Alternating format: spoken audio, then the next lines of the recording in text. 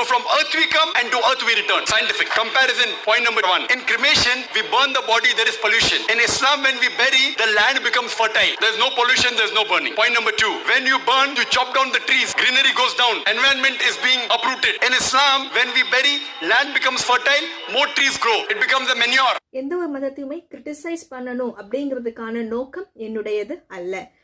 விஷயங்களை கிரிட்டிக்கல் திங்கிங்காக ஒரு open மைண்டடாக analyse பண்ணி அதை அக்செப்ட் பண்ணிக்கணும் அப்படிங்கிறது என்னுடைய நோக்கம். மோரோவர் ஐ ஆம் ஒன்லி ப்ரமோட்டிங் த வீகனிசம். இவர் 3 கருத்துக்களை எடுத்து வைக்கிறாரு. அதாவது உயிர்களை புதைப்பதன் மூலயமாக டிஃபாரஸ்டேஷன் தடுக்கப்படுது, பொல்யூஷன் தடுக்கப்படுது. தேர்ட் ஒன், அந்த பாடியை நம்ம புதைக்கிறதன் மூலயமா மண் ஃபெர்டிலைஸ்ட் ஆகுது. இந்த 3 விஷயங்களை அவர் முன் வைக்கிறாரு. இதை ஒரு ஓப்பன் மைண்டடாக பார்த்தா நம்மளால டெஃபினட்டாக அக்செப்ட் பண்ணிக்க முடியுது.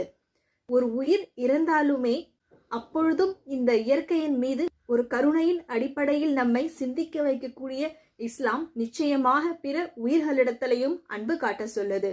ஸோ அதையும் நாம சிந்திக்கணும். மாமிசம் உண்பதை ஏற்றுக்கொள்கிறது இஸ்லாம். ஸோ அதன் அடிப்படையில் நம்ம பார்த்தோம் அப்படின்னா 80% ஆஃப் லேண்ட் அனிமல் அக்ரிகல்ச்சருக்காக யூஸ் பண்ணப்படுது. நம்மளுடைய உணவுக்காக பயன்படக்கூடிய ஆடு, மாடு, கோழி இவைகளை வளர்ப்பதற்காக acres and acres of land தேவைப்படுது.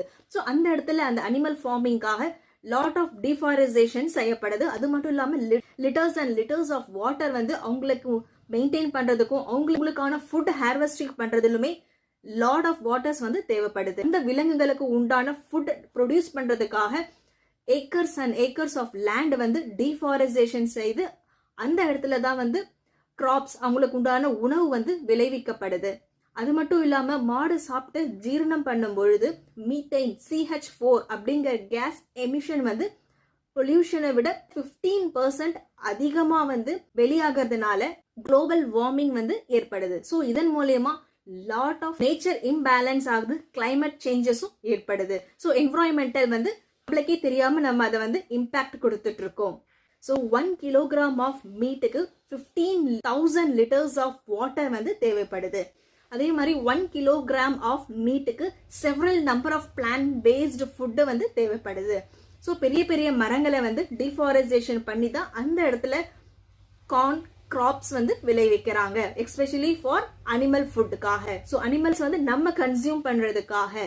ஸோ ஃபைனலி நான் என்ன சொல்ல வரேன் அப்படின்னா, ஒரு இடத்துல கருணை காட்ட சொல்கின்ற இஸ்லாம் நிச்சயமாக விலங்குகளிடத்திலையுமே கருணை காட்ட சொல்லுது இல்லையா? சிந்திப்போம், இயற்கையை மீட்டெடுப்போம். நன்றி.